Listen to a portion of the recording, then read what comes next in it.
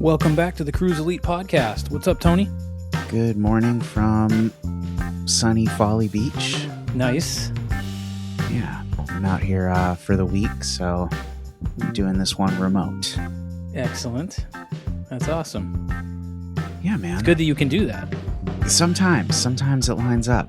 But yeah, it's kind of something that we're trying out a little bit to see if it's something we could do more of. Because with the podcast work, it's like you're in New Hampshire, I'm in DC. It kind of doesn't matter where I am, right? Right. But with live events, obviously, that's the opposite of the truth. So, right. Thinking about that. But you know what I did do the other day? I texted you about binaural beats. Yeah. And you didn't have any recommendations. So I looked up just like a playlist on Apple Music. They have one. Yep. That's curated. And what's nice is they actually put like the frequency in the title of the track. And so I just listened to a couple tracks outside in my backyard, like with the sun shining. And some of them were better than others. And I'm like, how much is that the music and how much is that the frequency? But I think I gravitated towards like the 12.5 hertz. Interesting. Range. Which is interesting because a lot of times most of your like human hearing, they kind of say is 20 hertz to 20,000 hertz. Uh-huh. So 12.5 is below what's considered the threshold for human hearing. And I think that's not a hard line, right? Yep. Anyways, I just thought that was interesting. I didn't realize that they would go that low. I'll have to play with that again sometime. Yeah.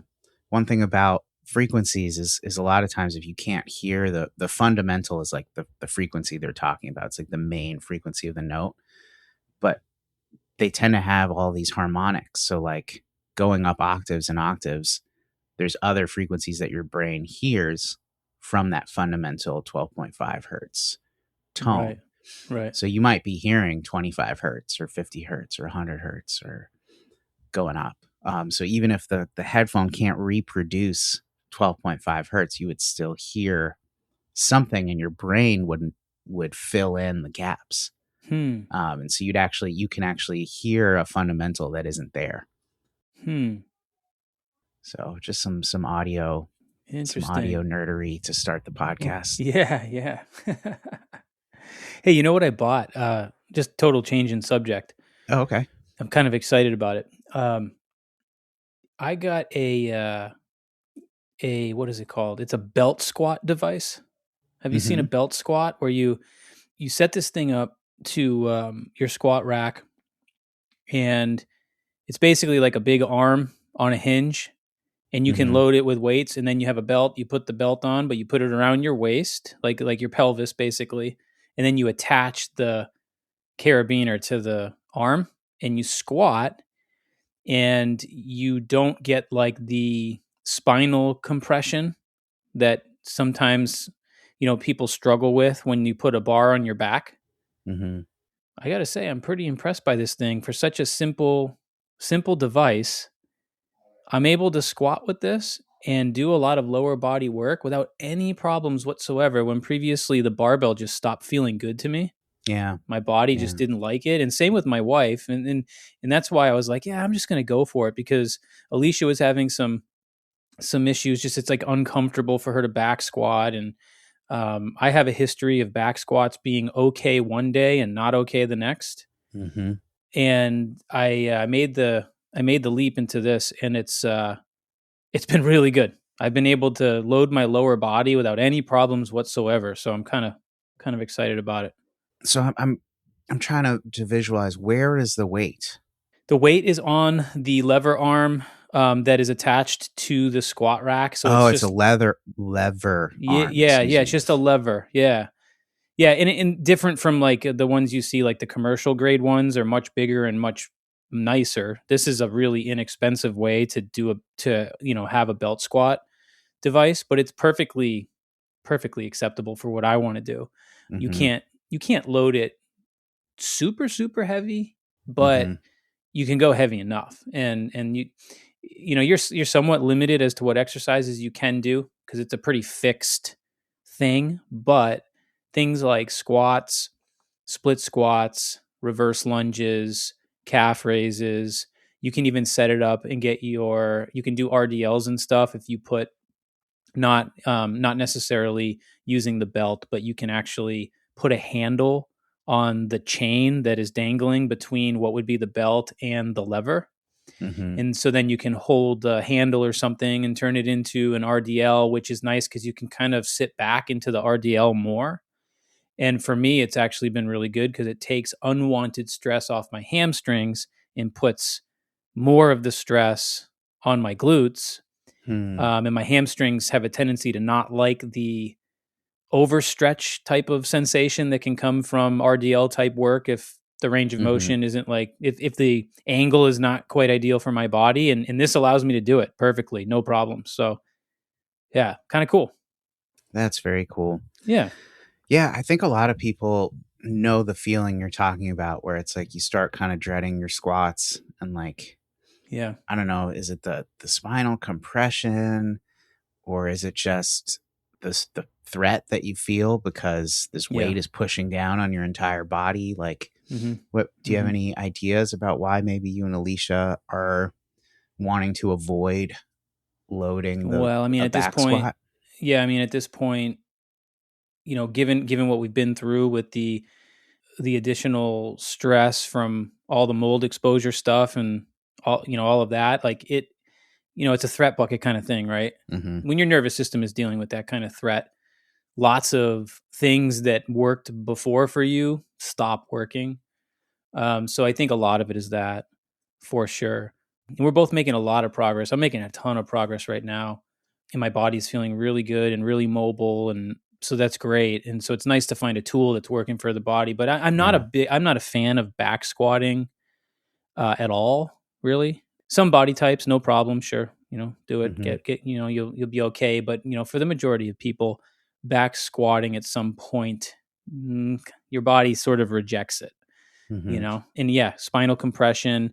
A lot of people have asymmetry in their pelvis. It's very common.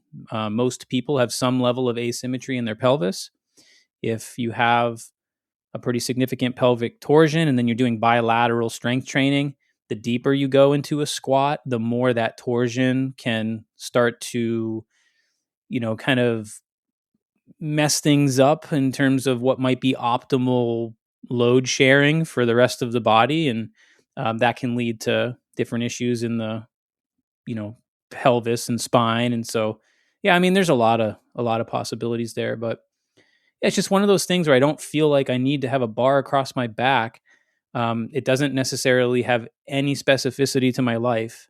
So, at one point I did more of that as an athlete and stuff. And when my goals were more based around building a lot more muscle and being strong. But yeah, at this point, it's longevity, is the goal. And being reasonably strong and fit and mobile, is what matters. And certainly not getting hurt from the actual fitness effort. You know what I mean? Yeah, Yeah. totally. Something Yeah. you can really lean into that's working Yep. for you.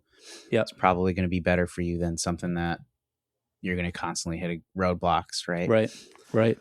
I mean, this is what attracts me to kettlebell training. Mm-hmm. And like I'm trying to push the weight up. Like I'm trying to make it hard, Mm-hmm. from a strength perspective, not just from like an endurance perspective, but even so, it's like my heaviest kettlebell is 40 kilograms. Mm-hmm. A barbell is 20 kilograms. And then as soon as you start loading it, you're way past that. So, Sure.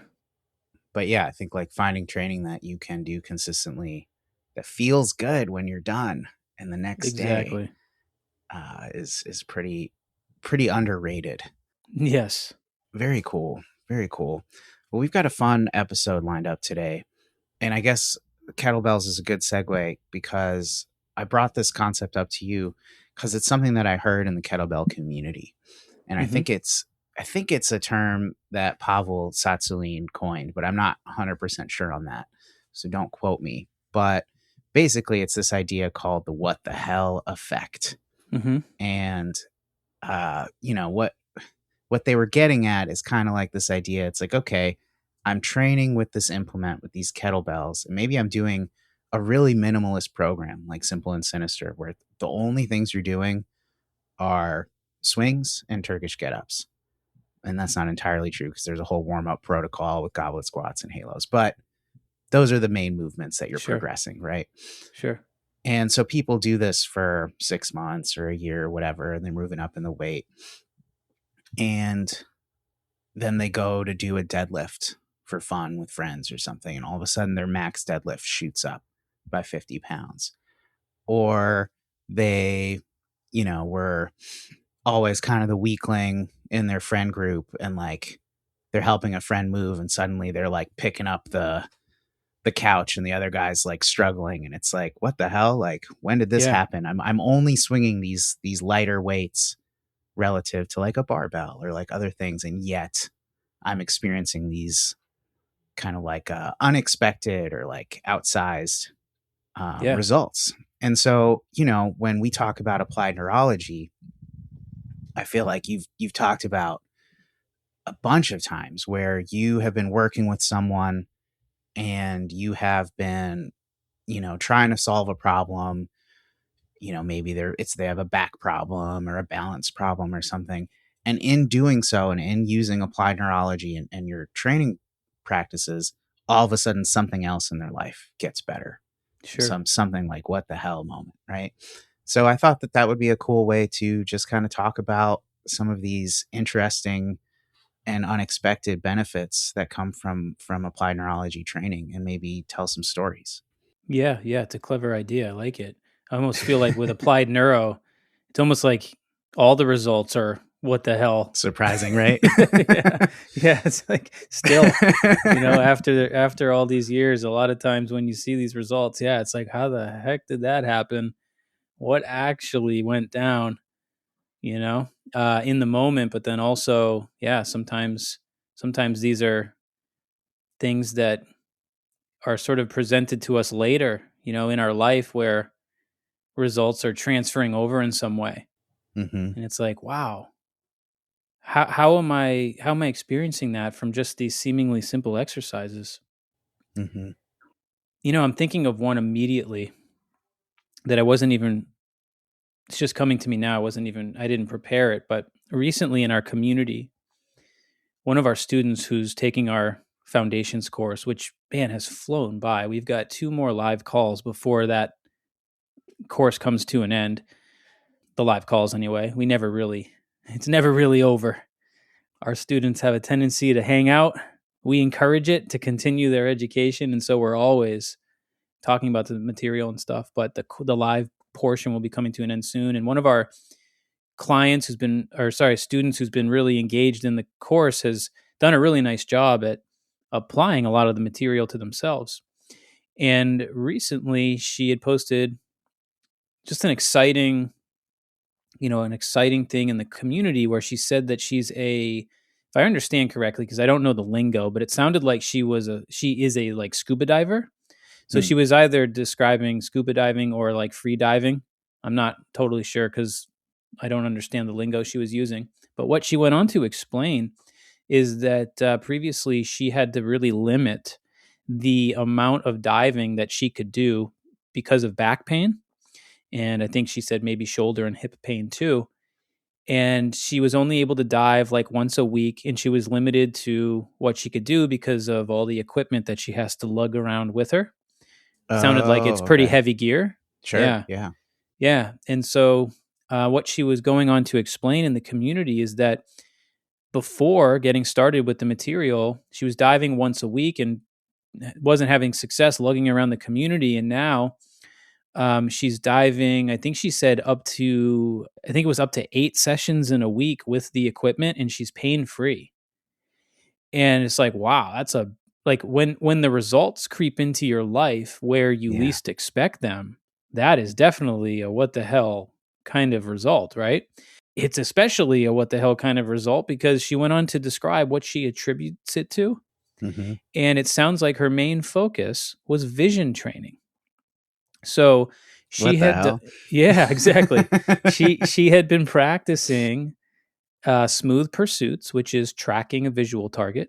So smooth pursuit exercises, visual saccade exercises, which is jumping Mm-hmm. your eyes back and forth between 2 targets, And I think she said gaze stabilization, which is essentially an isometric for your eyes, where you stare at a target. And all of this stuff, is dynamic in the sense that there's different directions in things that we would practice. So I think she was exploring those directions. Um, and then she had mentioned also some opposing joint mobility work, where the opposing joint theory is really neat. And it's something that we use quite often with the joint mobility exercises that we teach. And essentially, every single joint in the body has what's called an opposing joint. And so some of the basic relationships would be like the shoulder and the hip oppose one another. So if you want to think about like application, if you had a right shoulder problem, moving your left hip in some way might actually help your right shoulder. And we see this be effective constantly. It's actually so effective that it's like feels like cheating when it works. It's either it either does nothing or it works amazing. It's one of those things. And there's different relationships in the body, the ankle to the wrist, the knee to the elbow. There are opposing joint relationships in the spine too, pelvis to neck, thoracics to lumbar. So there's quite a few cool little relationships there. And she'd been practicing some of the joint mobility drills using opposing joint theory, and I think blending it with the vision exercises. And it really hasn't been that long. Yeah. Right? I mean, to give our listeners an idea, I mean, I only taught gaze stabilization, smooth pursuits, and saccades in the last 3 weeks here of the course. So yeah, as she's been learning the material, she's just been immediately applying it. And now she's doing something in her life where the work she's done has given her a reflexive result, or an unconscious kind of thing now where it's been integrated into her life, and she's not feeling the pain. She's moving better. She's able to handle the loads better. That's really the ultimate expression of progress. I tell people, you can improve in the gym, right? Or we can improve you in the moment where you have a pain complaint, we do a drill, the pain gets less, your movement gets better.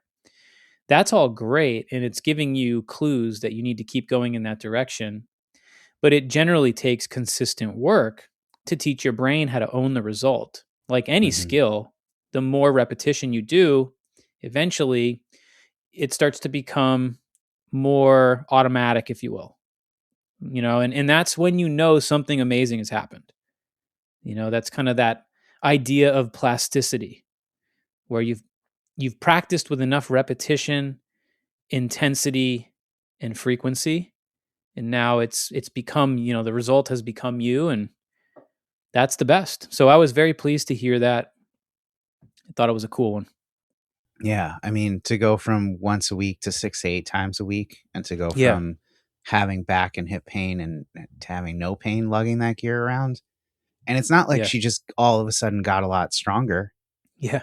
Right. From like a muscle development perspective. Like 3 weeks isn't long enough to really do that. Yeah. That's incredible. Yeah. It just goes to show you the power of threat reduction, right? The power of affecting muscle tone through these neurologic drills. Yeah, I mean, it's wild. So is the visual, are we thinking that the visual drills were affecting muscle tone, like by engaging the PMRF, for example? Yeah, so the PMRF, the brainstem is certainly involved in all the vision exercises for sure. So, when you start improving your vision, I mean, I suppose there's a lot of reasons that things or theories we could point at to say, hey, it could have done this, it could have done that. But, neurologically speaking, it's a very strong cortical stimulus. It's a very strong brainstem stimulus. And your cortex is working with your brainstem to set muscle tone, right? Very globally throughout the body. So yeah, you can see very good improvements in posture and, reflexive tone in the body when you start filling in some of these, let's just call them mapping issues or deficits you might have within the visual system. And the neat thing is, even if you don't have a vision problem, you can still get this kind of result from using vision exercises, the novelty of the stimulus. It can still help you with this type of thing. It's fact is most people have some kind of vision issue to Hmm. some degree. So when you start doing even generalized vision training, you're going to get something out of it for sure. Yeah. Another example that made me think about this episode was a couple episodes back. You had mentioned, I don't think this was a client. I think this was just someone messaging you on social media. But they basically said they had started doing some of your protocols, and suddenly they had lost, at some point they had lost the ability to parallel park, Yeah. and now they were able to. Do you remember any of the Yeah. So details on that one? she didn't really give me a ton of details, but here's what I know. So basically, she messaged me and she said, "This work you're doing is amazing." She said, I've have symptoms of different kinds from menopause, and she said so she's been having a hard time managing that, and had seen some doctors and stuff to try to figure out what to do next. And one of the odd things that had happened, recently for her was like she was having some vision issues. And so when she shared this with doctors, they were just like, yeah, it's, menopause, just like whatever. That's just how you're experiencing it. And she, good for her. She didn't stop there. She seemed resourceful, and she said one of the weird things that had really kind of scared her was that she had lost the ability to parallel park from a confidence standpoint, but also she wasn't really able to describe it in very much detail. And that's honestly sometimes what it's like having a vision problem. It's sometimes very difficult to explain it. But what she was, I think, describing to me was that her sense of awareness, like her sense of position in the environment, had been altered in some way so that she no longer had the confidence and like mapping abilities to figure out how to accurately parallel park. And it's just one of those things that you take for granted. Like the average person does not realize how much their eyes help them understand where they are in the environment, Hmm. right? Like the distance between you and the thing, right? The way that you know what that distance is through your visual system. And so if that is thrown off in some way, right? That depth perception, your understanding of where you are in the environment relative to an object, if that is thrown off in some way, things get very weird, Hmm. and so she was describing that, I think. She went on to say, "This is amazing work that you're doing because I just started generally doing the vision exercises that you've been posting on Instagram and YouTube." She said, "And I'm parallel parking now. And it's not an issue anymore." That's so cool. I actually Yeah. have another theory about what else could be going on there. You told me a while back about something called the blind map. Oh, sure. Is that the term, stepping into the Yeah, blind blind map. map? Yeah. Yep. Yeah. So like in the context you had brought it up that I remembered was when I had injured my knee. My theory was kind of I'd step backwards on the mat, just funny, and like the angle just Yeah. kind of torque something, and there, that was the whole story. It wasn't like a cool combat story of jujitsu. It was Yeah. just Yeah. Right. I Right. Right. stepped backwards wrong. Yep. And you told me about this blind map, and I'm wondering, if like she has a peripheral vision deficit or something. And when Could you're be. parallel parking, you're looking back, right? Because you're Mm-hmm. seeing where your car is. You're like turning, so you're craning your neck back.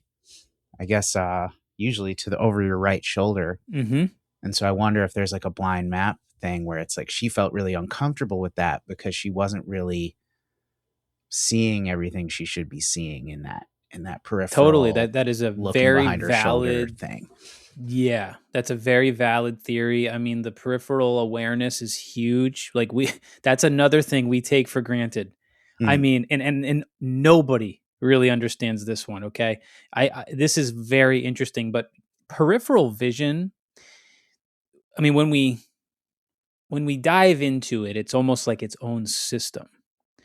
And it is essentially the proprioception, if you will, of the visual system.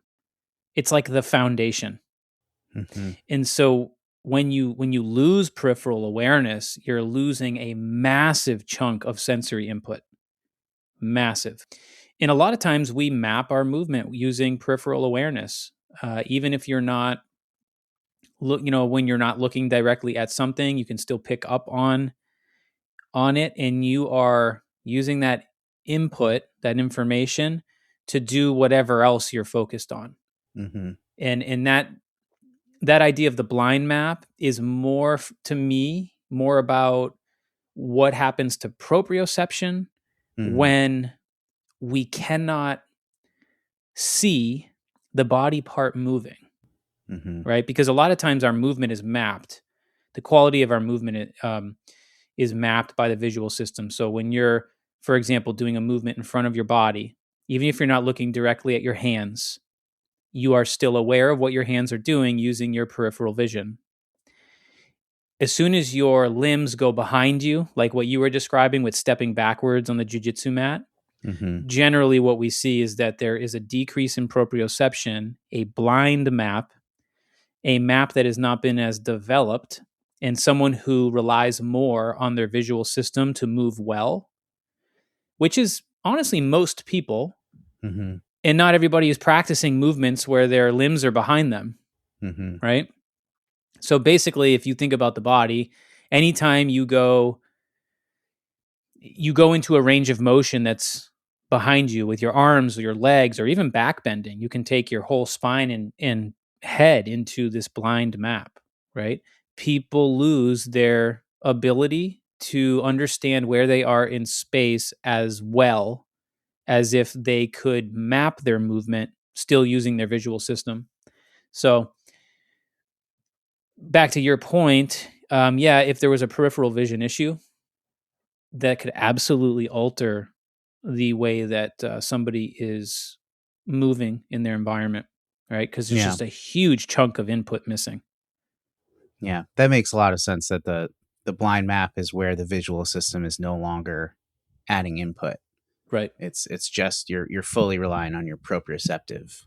Yeah, and I don't know I don't know the details of this woman's health history and stuff, but describing menopause type symptoms, and I'm sure her stress levels being very, very elevated. What we know is that when stress levels are elevated for Mm-hmm. a long period of time, we generally see decreased function in neurologic systems, at least in the long term. It's kind of weird because sometimes they're increased in almost a good way, but then it doesn't work for you in the long term. And when your sympathetics are elevated for too long, sort of, we'll call it that fight or flight activity, Mm-hmm. can make people sensitive in certain ways, but it can also decrease awareness with other senses. Peripheral vision is actually one of them. So the more stress you're under, whether we're talking about acute or chronic, think acute just like in the moment, usually what we see is the peripheral field will start to tunnel. It will get more narrow.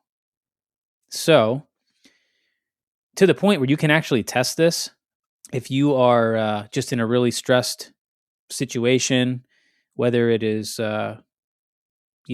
traumatic, life threatening, or just an athletic event, usually what you see is your peripheral vision will start to tunnel so that you have less awareness of what's happening around you and more awareness of what's happening in front of you, Mm-hmm. like right in front of you. It's kind of that fight or flight response that allows you to focus on the task at hand. It's a survival based response of what is right in front of you. So point being, long term stress has the ability, and it's not like a absolute, but it can tunnel your peripheral field. Mm-hmm. So you can become less aware of what's happening around you. We talk about this type of stuff, right? Like, oh, like your peripheral vision might be decreased or like you might have a Mm-hmm. deficit.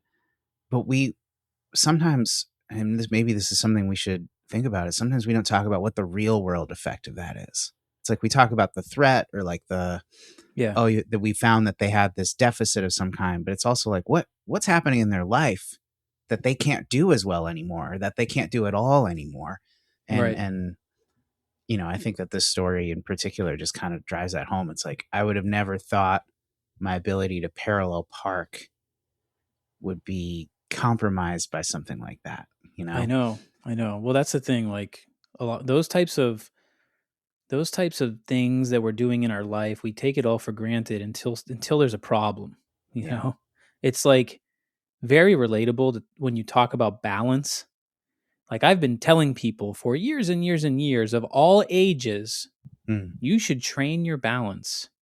It's a really important quality, and almost nobody listens until they have a balance problem. Yeah. Because having a balance problem is it feels very serious, Hmm. you know. But until you actually feel that kind of a challenge, it's kind of like, yeah, well, I've got I've got good balance. I don't have to practice that until I'm old, right? Right. But yeah, it's there's so many things like that, right? There's so many in your vestibular system, in your visual system. I mean, those are the two big ones, you know. Breathing too. Hmm. You know, you should train your breathing. Why? Most people don't really make that connection until they actually feel a difficulty breathing. Again, feels very serious, you know? So it's Yeah, interesting. You know, sure. we take so many life skills for granted and think about movement as more of like a gym environment thing or being on the athletic field. But yeah, there's until you have kind of difficulty with something that you've never imagined having difficulty with, you don't really realize some of it. Hmm. So one time I was here right after here in Folly Beach, same place, when I was right after I was injured, and so I was still on crutches at the time. Mm. And I just remembered that the driveway coming up to this place felt so much longer. Oh, It was like going back to your like elementary school when you're older and you're like, everything seems tiny now. Like these hallways used to feel so big. yep, I had that for this location. And that was like, what, 2 years ago or something? yep, And I was like, man, this driveway feels way shorter than I remember it because it was a lot harder to navigate yeah, last time I was here. So I don't know, just to yeah, bring that up, taking things for granted, right? Like it's yeah. so So easy for me to walk down a driveway now. yeah, I hear what you're saying too. So it was either yesterday or the day before. I was out on a walk with Alicia, and I was saying to her, this whole nervous system threat thing it's still so weird to understand the global effects of nervous system threat because we talking about our what we've been doing to improve our health and all this. We've made a lot of changes in our nutrition and we're working on these detox protocols from mold exposure and all that. And I was recalling that, within, 2 years ago, maybe even just a year ago, I purchased some shoes that, like some trail shoes for like walking and running on trails. And I put them on, I walked in them and I thought they were okay. And then, like a few days later, I'm walking in them again. I'm like, I don't really like how these feel. And they became really agitating. And then I'm looking at my foot and I'm like, they're kind of like forced. The right one seems to almost have like a very minimal factory defect on the sole. And it's sort of like pushing me into like pronation or something. And so, anyways, it became a thing. And I threw them in the closet and I'm like, forget those shoes. Like, I hate those things. Why did I keep them? Now I can't return them. It's been too long. And then this spring comes around and I popped them back on my feet. And I was like, I'll just wear these. And I've been wearing them now. And I'm not agitated by them at all. Interesting. And I'm telling Alicia this because I can feel that they're forcing me to do the thing that I did not like. Hmm. But the thing that I did not like is no longer aggravating my body. And my attention is not going to it. So it's just like, it's really interesting because during the time that I purchased those shoes and back then when I was walking, that was like peak stress levels. for us with everything that we've been dealing with. And my body was so sensitized in so many different ways that I was over aware and was focusing on a problem that might not actually exist now. Right. And that is, I'm But it running. was very real and it did exist at the Yes, time for you. exactly. It's not that it Because, didn't exist. Yeah. right. Because it was perceived at the time based on my current state of health. And as my health has been improving, I have lowered the threat in my threat bucket and my tolerance is getting greater. Mm-hmm. And it's a really interesting way to look at the threat bucket because it's, we're not talking about the usual pain kind of, idea. It's something I didn't expect, to really have this experience. And now I'm understanding, I'm like, wow, like I still don't love the shoes, but they're fine. Mm-hmm. And that is all a reflection of where I was in the moment and how I'm perceiving them now. Mm-hmm. And I think about that because so much of the time, that same example is what is happening to people when they have different health issues, pain concerns, performance issues. So much of it is relative to the moment and where you are with your health, I want to figure out a term for this because I've brought it up before, and I always think about this when you talk about kind of like that resilience going away Yeah. as your threat bucket goes up, Yep. and it's like this cloud that follows some people around, and I feel like we've all either been there. It sounds like you might have been there Oh, a yeah. couple years ago, or someone where it's like, man, they've got like work stress and money stress, and then like they get injured biking and now they have gut problems, and it's like every time you catch up with the person, it's like you hear there's like another bad thing that Yeah. happens, and you're kind of like, why does this person just have the worst luck? Right. And from a neuro perspective, the question maybe should be, why is this person's threat bucket so elevated? Right. Because it's manifesting as all of these things that seem like bad luck. Right. I get it. Absolutely.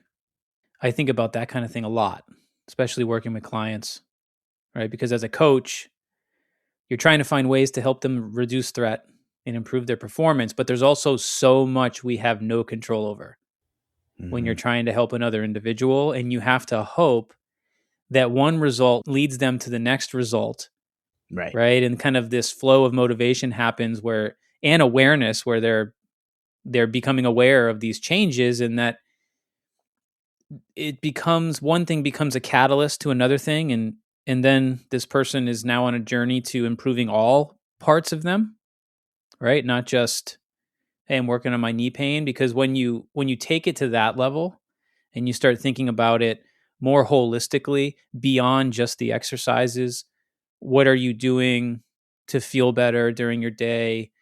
What other categories of your life can you work on in certain ways? What habits can you change for the better?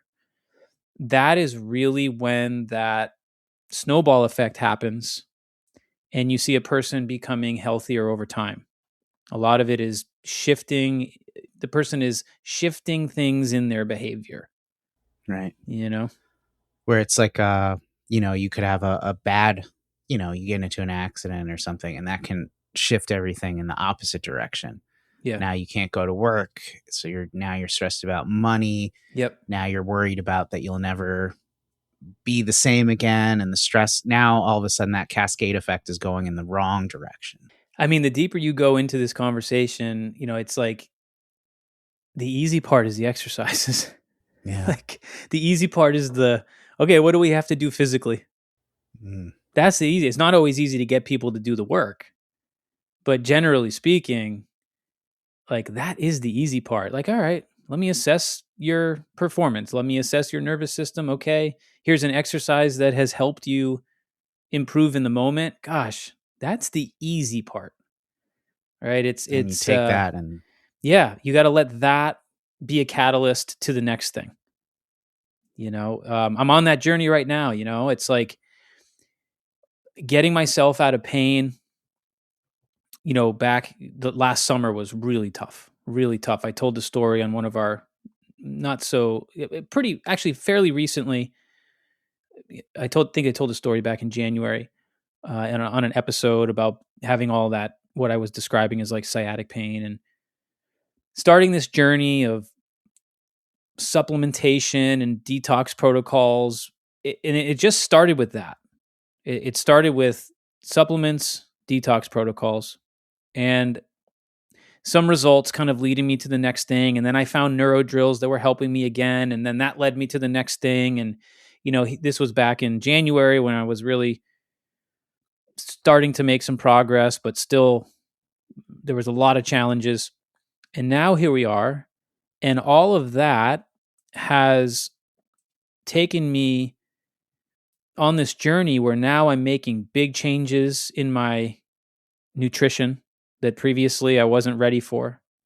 I've now been able to, because of improving my health, I've now been able to get back to figuring out how to improve my diet, but now I'm tracking my food, Oh right? wow, yeah. Whereas like previously, I was having a really hard time.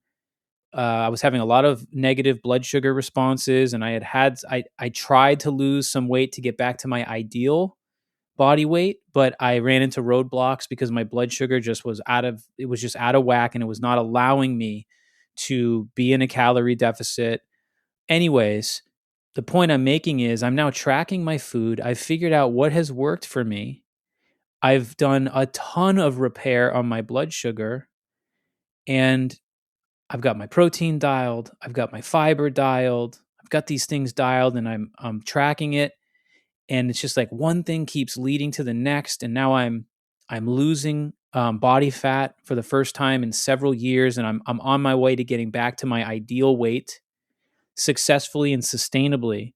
I couldn't have done any of that at the beginning, right? But one thing is like a catalyst for the next, and you just keep going and you keep going, and so it's You know what else is interesting? A couple times I've asked you how your training's going, yeah, and you sort of just been like, I'm just getting it in when I can. Like I'm yeah, not like I'm working on other things. Like this isn't really the goal. And today you're like, I'm yep. stoked about this squat rack, I this squat belt, yes, dude. So I can see a little shift there too. big time. So exercise intolerance is something I've been struggling with for years, actually, ever since this whole thing had begun. Like where some days I just really couldn't exercise. Other times I would pay a price for exercising that I thought went well, Hmm. but then my body wasn't responding good to it later on. And lately I've been getting the sessions in and recovering and feeling good. Feeling good. So yeah, Yeah, I guess this is the stuff that I think we all want. It's not the super surprising like what the hell story, but it's the like little gains here, catalyst for more gains there, exactly. and momentum. I mean, Yeah. that's awesome. That's Yeah, and awesome. that's the part that I think people fail to understand right away when they think they're ready for the experience, especially when working with a coach. It's Hmm. like, well, are you? Yeah. It's like because there's a lot of layers and levels to this, and so that's what you try to do as a coach is you try to make people aware of that eventually and help them find the next thing. Yeah. I had a note here about another story that I remember Yeah, from a while back, and essentially, and please tell the story in more detail, but essentially, one of your clients you've been working with and doing visual training with, and she got mad at you because she had to get new glasses a new because her prescription. Yeah, eyesight improved, yeah, yeah. She got and mad. she was upset. Yes, this is funny because it was very early on in my in kind of the second generation of my career as a coach where I was actually pretty new to neuro. I Hmm. was really just kind of getting into it and finding my flow and figuring out like, all right, what's my process? Like every client that comes through the door, what am I definitely doing with them? Kind of just really figuring out the groove. And I was at that point, and a woman had come to work with me, and it's one of those things where she thought she was coming for general fitness, and Mm-hmm. she was, but it's like there were so many things that were roadblocks for her health wise that it really wasn't a client that I could be like, all right, well, let's start. Today we're goblet squatting. There was obstacles, right? And she was unaware of those. But she came in with big, really thick glasses, right? So already I know there's something wrong with your eyes, like Mm-hmm. really, really thick glasses. And, took a history and stuff and kind of got to know her a little bit and could tell right away that there were health concerns, metabolic type things. And she was and I don't think she even understood this really. I don't think she was super conscious of this, but she was very lethargic. She got winded very easily from, movement that really shouldn't have, you know, winded her. And yeah, it wasn't somebody you were just going to jump right into intense fitness with, right? Yeah. So we started the process, assess, reassess. I did some cerebellar testing on her and stuff. And I knew I had to test her breathing because she had given me a history that suggested breathing issues. And yeah, again, I could tell she was out of breath. She was intolerant to, cardiovascular exercise. She got air hungry really easily. So basically, what all this meant within the context of just, let's say 3 or 4 sessions where we started getting the ball rolling for her was I started doing some CO2 tolerance exercise with her in that breathing category, mainly to help her with energy because she was so fatigued. Right. And I know from experience that if you push somebody into doing more work, fitness wise, and they happen to have a really low tolerance to CO2 and they have breathing Yeah. issues, I mean, that backfires. Threat goes That, way up. You got yeah, fuel it issues backfires all now. the And time. yeah. Yeah. Yeah. Yeah, exactly. So we're trying to do something for her metabolism that can help support her so that little by little she can take on more movement. And so we did a little bit of, movement, mobility work. And I think I had her learning how to juggle, which is something I did with everybody. This was an older woman, if I remember. She probably was in her early 60s. So somebody might be upset I said older. I don't know. um, depends what you It's all consider relative, older. my friend. It's Yes. all relative.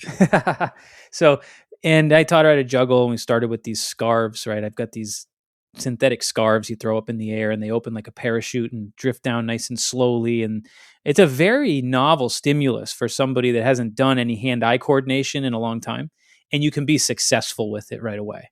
So in it itself, it's vision training, right? So we did some of that, and I started doing more isolated vision training exercises with her. She had really, really poor convergence, which is the skill of like either following a visual target in towards your face, where both eyes are following the target, or just staring at something in front of your face. You have eye muscles that pull your eyes together towards the midline to help you converge. And she had what we would call like a convergence insufficiency. And bottom line is vision problems, they are incredibly energy expensive to somebody in a pretty unconscious way. Right. And it's not like energy expensive, like, hey, I don't have good cardiovascular fitness and now you've asked me to run a mile. That's very conscious. You can feel that that's hard and that you have no business doing it if you're not prepared for it, right? Vision's different. It's such a reflexive system, and your eyes are capable of doing so much, and your brain is capable of literally filling in the gaps quite well, like a compensatory Mm-hmm. mechanism, that people don't really feel the connection always when their eyesight or their visual skills are lousy, how that can contribute to their overall fatigue. In a more serious example, yes, they do. Like if you've had a concussion and you're in that acute phase after having a head trauma, people will say, my eyes feel tired, they hurt, they're giving me headaches, they're causing me neck pain. I feel nauseous when I go out in public because of all the visual stimulus. That certainly is more intense. But on more of a kind of low grade, sort of chronic level, very few people connect fatigue with vision, right? And this is one of those people that I think was having a lot of fatigue issues because they had really lousy vision as well as breathing. So just kind of got the ball rolling with CO2 tolerance work, where we were essentially flooding her body with increased levels of CO2 through these specific breathing exercises. And what that does when, you do it correctly is it essentially is useful for circulation very globally to all tissues. So brain included. You increase CO2, you generally get more blood flow to areas that maybe didn't get as good a blood flow as they did before. So combination of CO2 real training. Quick, yep. If someone's like kind of anemic, or they have like cold digits, right? Like fingertips and toes. Yeah. Could like bag breathing actually be Totally. like a useful thing to do? Yeah. That's It's not so uncommon. Cool. Yeah. It's not uncommon for people to report immediate increases in feeling warmth in their hands and feet from bag breathing. That's incredible. Yeah, that right. I've heard that many times from people. That doesn't happen to everybody necessarily, but yeah, that is absolutely possible. And so, and that can even happen from other exercises beyond just bag breathing. But bag breathing is a very strong CO2 stimulus, like right away. It's very intense. So that one, you typically hear stuff like that. So combination for this woman of CO2 training plus basic vision exercises like pencil push-ups. And I just had her doing it for homework. And she was, relatively compliant for, sort of, you hear it in my voice, like, here's the reality. When someone has a fuel issue, they usually don't listen to you. So a client that has some kind of fuel issue, they're usually a client that's going to be hard to get them to do much on their own. Right. And so as the coach, it can be a challenge, but she did enough. She checked in with her exercises enough. She was bag breathing quite a bit, several times a day, which was nice. And then she was doing her pencil push-ups. And anyways, it all ended at this place where she got mad because when she went to the eye doctor, her eyes were better. And the eye doctor was confused, but said, we got to change your prescription. And then she came back and she said, I didn't know this was going to change my prescription. Now I've got to spend money on this. And I laughed, basically, because to be completely honest with you, at the time when I was doing this one-on-one work, this was in an kind of very affluent community, right? And there was just an attitude in this area that I was working. So it was just another thing on the list of stuff to laugh about in the long term. But yeah, she actually got mad about that result because it was something that she never imagined possible, and she didn't know that could happen. She was just kind of going forward with the process, but it was a funny one. Well, with glasses, it often feels like it's a one-way street. Like you get your first glasses, and then it's just downhill from there. I know. Your prescription's going to get worse and worse, and then your nearsighted vision's going to go after 40. Yep. Right. Yeah. Well, her vision feels like her visual acuity was really bad, and what we often see is when you increase CO2 in those people, their acuity increases. Like immediately? Yes. I mean, so in real time. Yeah. So I wouldn't call it a permanent result by any means when this happens in real time. But what happens, and I've seen this more times than I could even count at this point, because one of the things we often will do is a visual acuity assessment with a client where you stand them in front of a Snellen chart. A Snellen chart is the same chart you would see at the eye doctor. We don't use it the same way because we're not in a dark room and putting it on the wall and lighting it up. It's more of a, hey, stand right here on this line, read the Snellen chart down to the line where you can no longer read it. And then that becomes a visual acuity assessment so that after we do neuro drills, we can always put them back on the same line and have them read. And sometimes with a high payoff stimulus, somebody will go, oh my gosh, I can read line 7. And they go on to read it. Whereas maybe before the drill, they couldn't. And it happens immediately. And I've seen people jump several lines on the Snellen chart up to 3 lines where they read down to line 6 or 7, couldn't read anymore, too fuzzy. We do some CO2 tolerance work, put them back on the line, and they read line 6, line 7, line 8, and then maybe they get a couple letters on line 9 before they're like, I Yeah. can't do that one. And it's like, what? Wow. That's a what the hell effect, right? So, Yeah. I mean, and that is simply from the increased CO2 levels from an exercise like bag breathing or some kind of reduced breathing or even air hunger work where you're purposely holding your breath as you do some movement to create air hunger. All of that increases CO2. You increase CO2, you get better circulation. You get better circulation to tissues, those tissues work better. And we see it a lot. That result is not uncommon when people have pretty significant acuity issues. The breathing work can be really powerful in their process of increasing their visual skills and visual clarity. So earlier, you were talking about tunnel vision in like a fight or flight scenario. I wonder if there's a Right. similar mechanism going on. Like your sympathetics are raised when you do this CO2 like air hunger thing. And maybe that's kind of like now I'm really focused on what's in front of me and my acuity, my visual acuity increases in the frontal range. I Yeah, wonder if that's related. total. So no doubt there is an increase in sympathetic activity, especially with that style of breathing. No question. The increase of CO2 and the sensation that comes along with that, with air hunger, because Mm-hmm. air hunger basically happens when chemically your body is triggering you to breathe, Mm-hmm. right? And so as CO2 builds up, it essentially triggers your body's reflexive response to breathe. It's So like that gasp, like like you're. yeah, you're feeling that, you're feeling the need to breathe, and somebody's tolerance to that feeling of air hunger, our tolerance to that is different depending on, well, our CO2 tolerance, right? That's why it's called that. It's like how well can you handle that buildup before you have to get triggered with more of a threat response to breathe, Mm-hmm. you know? So we all have a different tolerance to that. And yes, that style of breathing actually has it's very stimulating for the sympathetics.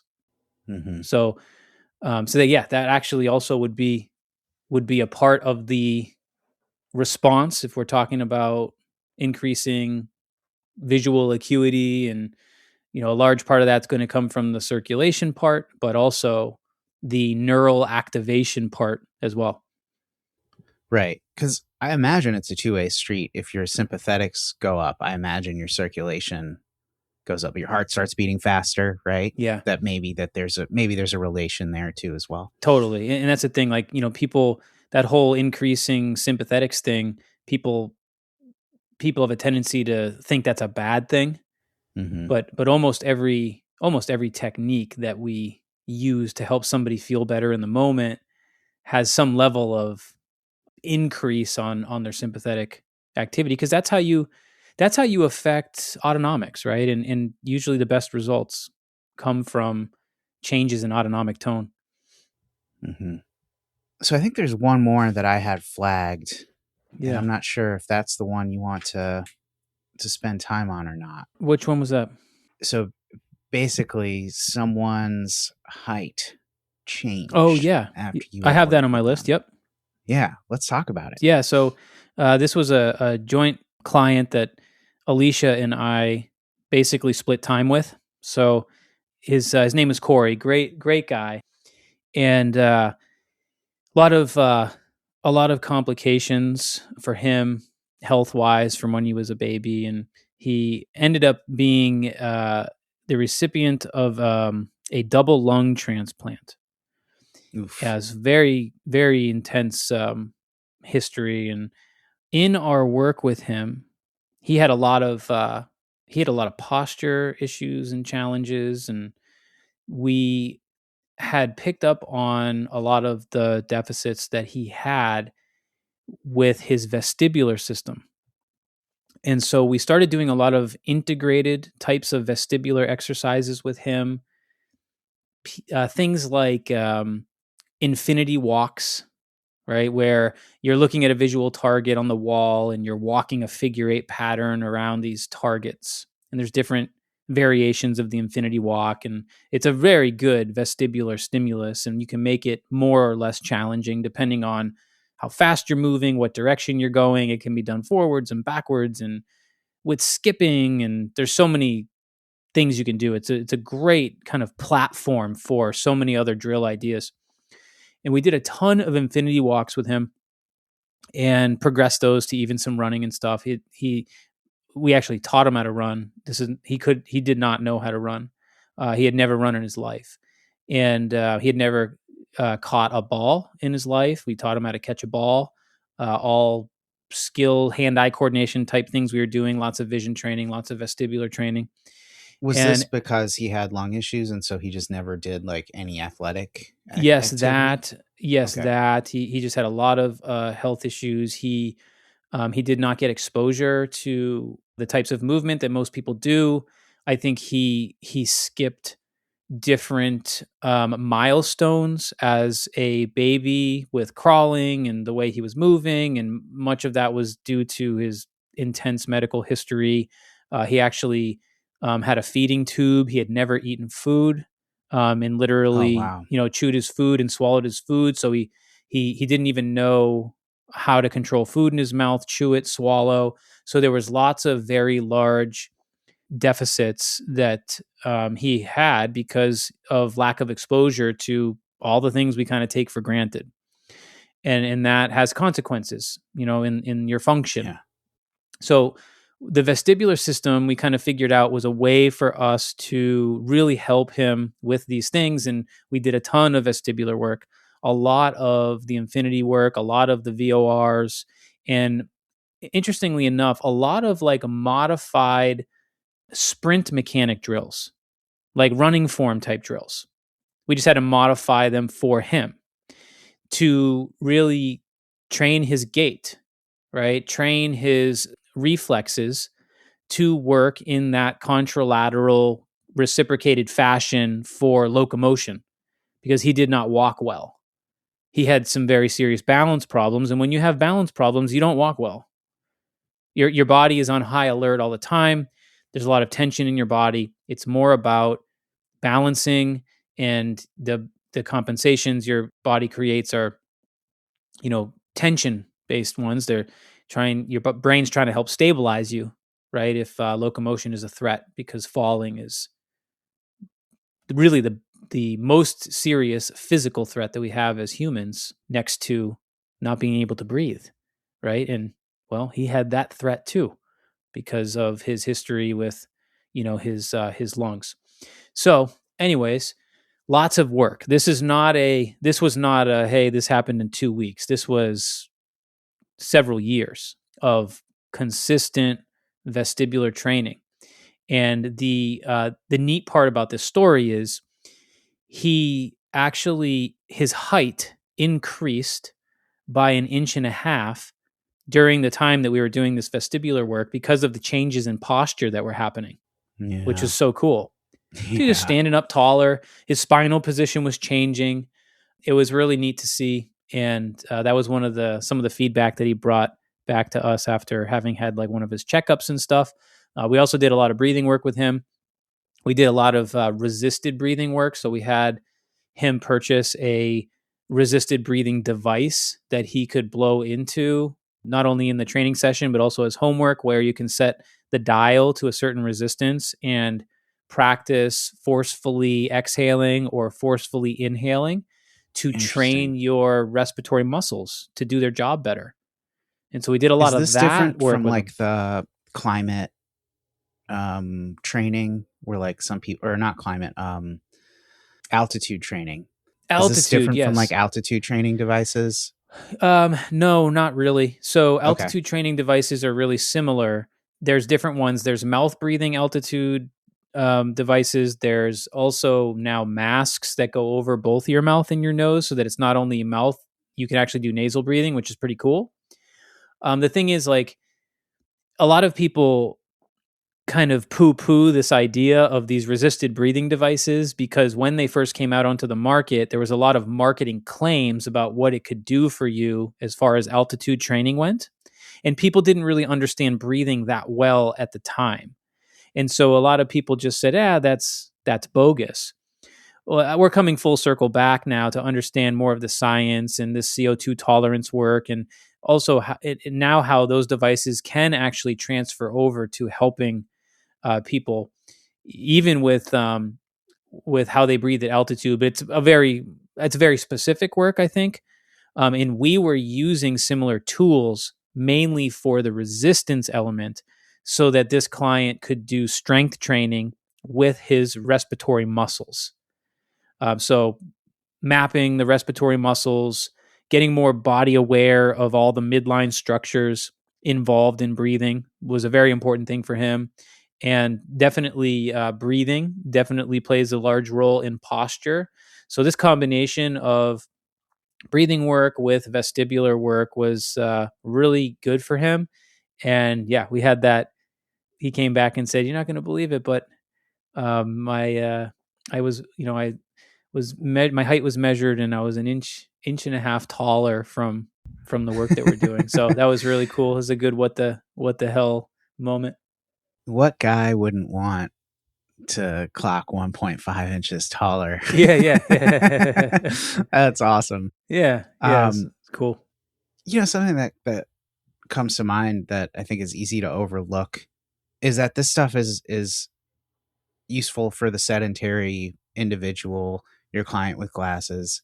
This stuff is useful for the athlete that's working on coordination and reflex training and whatnot. This stuff is useful for someone like him who was really dealing with severe health issues that really were impeding a normal lifestyle and a normal function. And it's the same tools. It's the same tools that you might use. Same tools. It's funny you bring that up. Examples. I was literally thinking about this morning because, all day long I'm getting DMs on Instagram, that people plantar fasciitis ? Tennis elbow ? Neck pain, back pain, knee pain, and then all the fancy names with their diagnosis, and half of them I don't even know what they are. And I get this constantly every day, and it's very hard to respond to people. I try to respond when I can, and it's like, how do you tell someone who hasn't leaned in far enough to understand what we're doing here? How do you tell them that the name of their issue doesn't matter, right? The body part might not even matter, because what we're actually doing with neurologic work is we are finding ways to send the right input, right? Or improve the right input, which changes output. And that changing of output is really a change in muscle tone. And a change in muscle tone can help a lot of these complaints, right? When people have pain when they're moving. And so it's so, I sort of have to take a step back and go, it's like, well, how do you get that across? Because everybody wants a solution that they want your solution to have the name of their diagnosis in the solution. That's how people are approaching trying to improve their health and whatever, issue they have. And so I create content, and people are like, they'll DM me and say, "Hey, I saw your here's a good one. This is actually just this morning again. Somebody was like, "Hey, do you have any content on frozen shoulder?" All I saw on YouTube was your video for the rotator cuff. And it's like, yeah, I themed the video, right? I themed the video because if I don't theme it, people really won't watch it. Yeah. Right? So you got to kind of leave some breadcrumbs and be like, hey, if it is in fact your rotator cuff, or at least you think it is, try these exercises. They might help you. But somebody with frozen shoulder won't try them. Right? They don't know, because they don't know the philosophy enough yet. They don't know that all they have to learn is the assessment process, and the basic foundational education that we teach in my free masterclass, and you don't need to become an expert in neurology. All you have to know is the threat bucket and the three things the nervous system does for us, which is takes in input from the outside world, processes it, decides what to do with it, creates meaning based on the input, and then creates an output. So if you understand that piece, somebody who has had my education on the threat bucket and the assessment process eventually goes, oh, now I get what this guy's saying. I can assess all these things and see what my body's response is relative to my complaint. Mm-hmm. And now I have a bunch of options that I can try, and I don't have to wait around for him to eventually make a video on plantar fasciitis. You know what I mean? Because like you're saying, it's all the same tools, and so many of the tools have the ability to help with a huge variety of symptoms or complaints, right? So this is where the disconnect is between people who don't understand this yet versus people who do, and they get those foundations, and then they have a lot of options to work with, right? I get pretty excited when somebody does DM me and they're like, hey, I took your master class. I learned the assessment process. I went over on YouTube, like you said, and I started assessing stuff. And I did, in fact, find drills to help me. And that means they're learning exercises in a knee health video that is helping their elbow. Yep. They got my permission to ignore the theme and work with the drills and assess them. And that's if people can do that, you will be shocked at what you find and what you can do to help yourself. Yeah, the visual that I have in my mind, and we did just do this episode on the 8 levels, so it's fresh on my mind. But I'm just imagining like the human body, maybe in like a Leonardo da Vinci kind of setup, and there's just arrows going from the limbs up through the spine into the brain and then back out into all the limbs and down. And when you realize that everything's going up into the brain and coming back out again, then it's not so weird to be like, hey, what can I do to tap into that part in the brain when I have a knee problem or an ankle problem or a shoulder problem? And if you can visualize those arrows and at least understand that pain and performance is a construct of the brain, you couldn't possibly stick with a biomechanical model only. You just couldn't. You can't. Like it's no longer biomechanical, it's neurobiomechanical, and the nervous system and the brain are going to inform biomechanics. And then form follows function.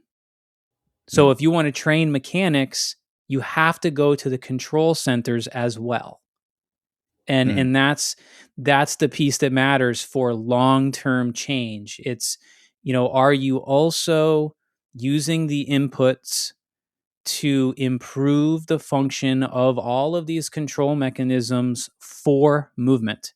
And if you can do that, you're going to inform better mechanics, right? And then form, like literally your form, your posture, the way that you move will follow function, right? And as function improves, you will see these changes. And so it's just a great, when people arrive at that place where they start to understand, oh, sure, it's knee pain, right? But there's going to be a lot of involvement of the brain and nervous system in terms of what I'm actually experiencing with this knee. Yeah. Well, this is awesome. I personally really like this this was fun format and would love to revisit it. I have a feeling you Same have here. more stories that we can dive into. Definitely. Yeah, and I guess maybe I'll make an appeal to the listeners. If you guys like this style of podcast, in addition to kind of the more, topic focused or almost like lecture focused episodes, head up Taylor and let him know what Definitely. you're liking. Leave a 5-star review. That really helps us get our message out. And yeah, that would be wonderful. Yeah, we really appreciate it. For sure. And for the listeners, remember, if you haven't seen the free masterclass yet, you can do that. You can still find the link within our social media or within the show notes here. And it's just a great place for you to go especially if you're just starting to really get into all of this and you want to start applying some of this work to yourself. That's where the foundations are, and from there, depending on what you want to do, there's just going to be a lot of options for you. And if you want to get even deeper into the work, we obviously have our courses that you can explore as well. But definitely hit up the masterclass. We've been getting great feedback about that particular masterclass, so you don't want to miss it. All right. Well, thank you everybody for listening. We really appreciate your support here on the podcast, and we'll be back soon.